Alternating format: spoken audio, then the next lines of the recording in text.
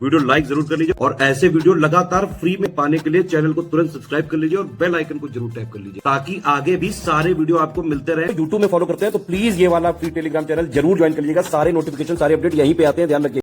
दोस्तों स्वागत है आपका UPPSC based online coaching channel पर।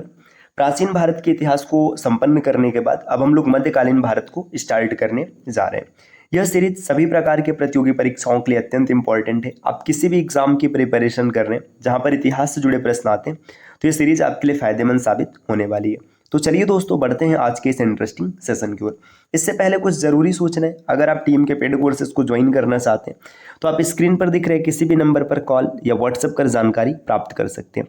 ये ज्ञान सर का व्हाट्सएप नंबर है, आप यहाँ से व्हाट्सएप के माध्यम से भी जानकारी ले सकते हैं। अब बढ़ते हैं आगे अपने क्लास की ओर। देखिए मध्यकालीन भारत का इतिहास ये पूरी तरीके से मुस्लिम राजाओं के शासन पर निर्भर होता है। यहाँ पर मुस्लिम का वर्चस्व होता है। मुस्लिम कहने का तात्पर्य इस्लाम का। तो सबसे पहले हमें इस्लाम के उदय के बारे में समझना चाहिए।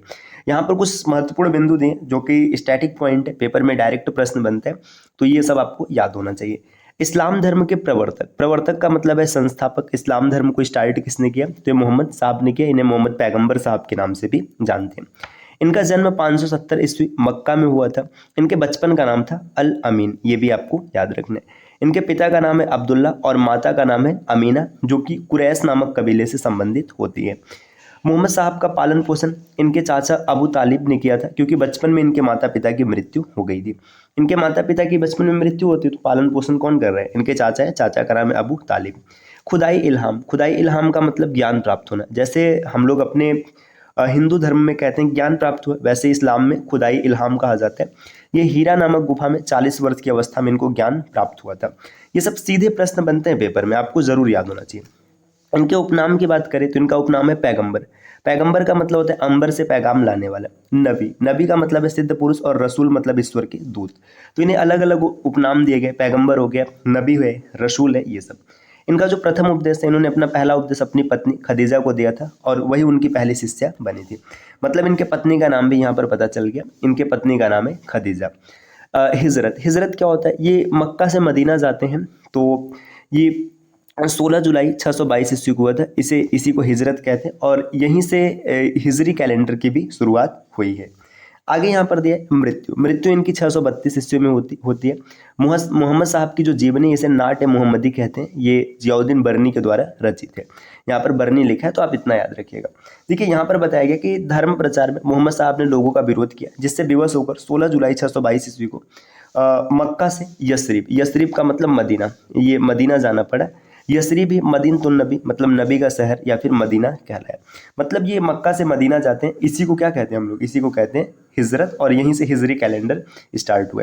इस घटना को हिजरत कहते हैं और यही मतलब 622 ईस्वी से हिजरी संवत की भी शुरुआत मानी जाती है, जिसके बारे में हम लोगों ने आगे ही समझ रखा है। इस्लाम एक ईश्वरवादी धर्म है, मतलब इसमें सिर्फ एक ईश्वर है ऐसा कहा जाता है, जिसके 5 प्रमुख स्तंभ है। तो इस्लाम के 5 प्रमुख स्तंभ कौन कौन से? पहला स्तंभ है कलमा। कलमा का मतलब अल्लाह और उसके रसूल में विश्वास करना। दूसरा है नमाज, नमाज का मतलब है प्रार्थना करना। तीसरा है जकात, जकात का मतलब है स्वेच्छा से दिया जाने वाला दान। अब ये बताया जाता है कि प्रत्येक मुसलमान को अपनी कुल संपत्ति का 1/40 मतलब 2.5% प्रतिवर्ष दान करना चाहिए। रोजा, रोजा का मतलब है व्रत, और हज का मतलब है तीर्थ यात्रा। ये 5 स्तंभ है इस्लाम धर्म के, याद रखिएगा। कलमा, नमाज, जकात, रोजा और हज। इस्लाम अवतारवादी, मूर्ति पूजा और जाति पाति का विरोधी है।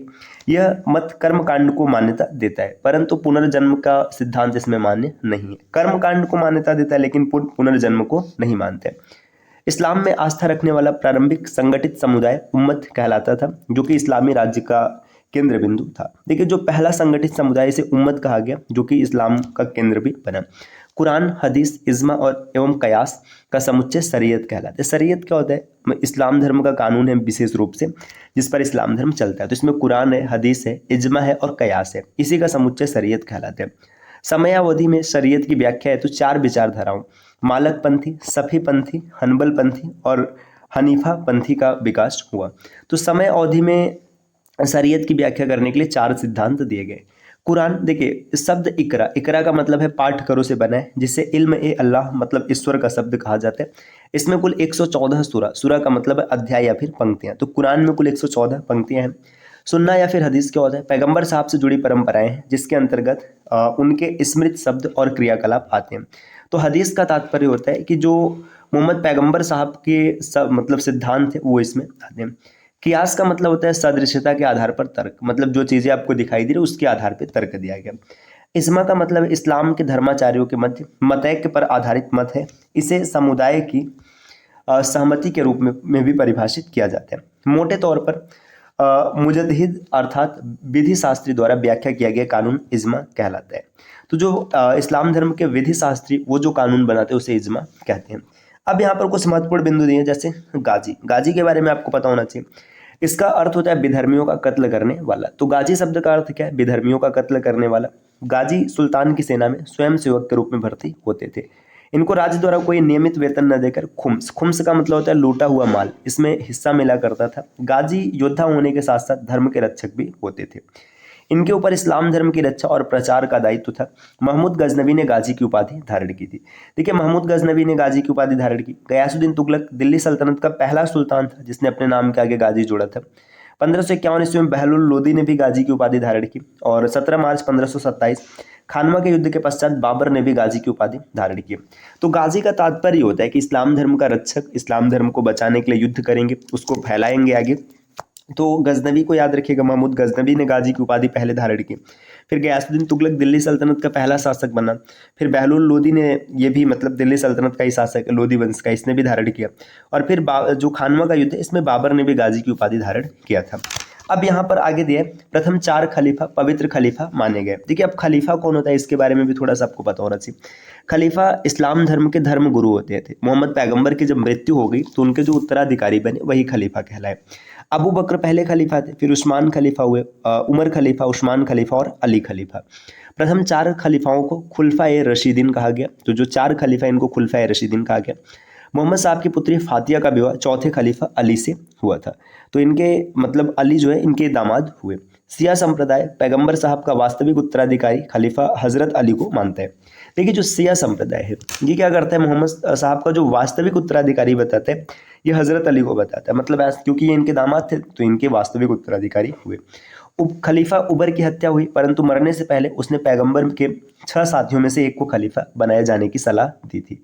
इस्लाम का नायक महमूद गजनवी एवं सवर को कहा जाता है। इस्लाम का नायक कौन है? डायरेक्ट पॉइंट बनेगा तो महमूद गजनवी या फिर सवर। मोहम्मद पैगंबर साहब के उत्तराधिकारी खलीफा कहलाए जिन्हें खुदा का प्रतिनिधित्व भी माना गया। पैगंबर साहब ने अपना कोई उत्तराधिकारी नियुक्त नहीं किया था। मोहम्मद साहब की मृत्यु के बाद एक जनसाधारण सभा में अबू बकर को पहला खलीफा चुना गया था। उसका वंश उमैयद था, इसलिए पहले खलीफा उमैयद खलीफा कहलाए।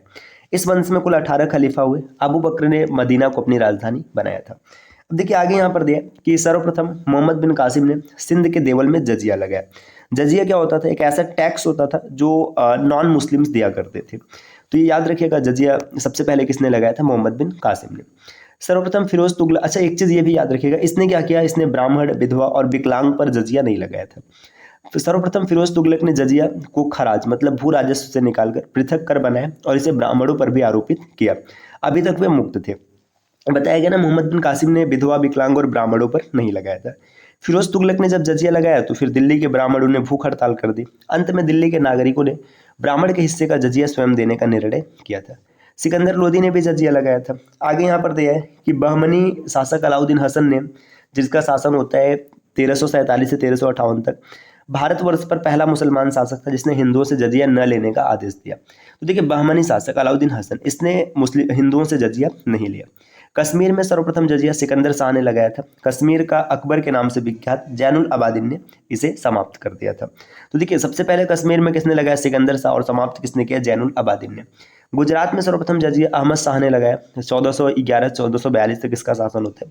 शेर शाह के काल में जजिया को नगर कर की संज्ञा दी गई थी। अकबर ने 1564 ईस्वी में जजिया समाप्त कर दिया और 1575 में पुनः लगाया और 1579-80 में फिर से इसको समाप्त कर दिया गया। औरंगजेब ने 1679 में पुनः जजिया लगाया था और 1712 ईस्वी में जादार शाह ने अपने मंत्री जुल्फिकार खां एवं असद हसन के कहने पर जजिया को विधिवत रूप से समाप्त कर दिया था। तो फिर ये आप याद रखिएगा। अब यहाँ पर दिया अरबों का सिंध विजय। अब जो मुस्लिमों का आगमन शुरू होता है ये अरब से होता है। तो किस प्रकार से ये लोग आते हैं, कैसे सिंध को जीतते हैं, फिर इसके बाद महमूद गजनवी आता है, मोहम्मद गोरी आता है, फिर धीरे धीरे दिल्ली सल्तनत की स्थापना हो जाती है, मुगल्स आते हैं। ये सब हम लोग एक एक करके विस्तार से पढ़ेंगे। तो मिलते हैं साथियों आपसे नेक्स्ट वीडियो में कुछ नई इन्फॉर्मेशन के साथ। तब तक के लिए नमस्कार।